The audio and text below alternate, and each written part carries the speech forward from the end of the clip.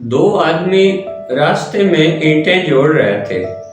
एक राहगीर गुजरा, उसने उनसे पूछा, आप क्या कर रहे हैं? उनमें से एक बोला, मैं मजदूर हूँ और मैं ईंटें जोड़ रहा हूँ। शाम को जब मैं ईंटें जोड़ लूँगा तो ठेकेदार से पैसे लूँगा और अपने बच्चों के लिए खाने पीने की चीज़ें ले जाऊँगा। उसने दूसरे से पूछा, आप क्या कर रहे हैं?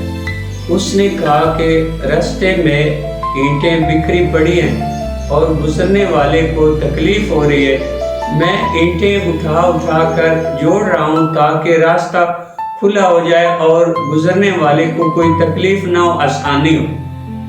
अब देखें, दोनों काम एक ही कर रहे थे, लेकिन दोनों की नीयत अलग अलग थी।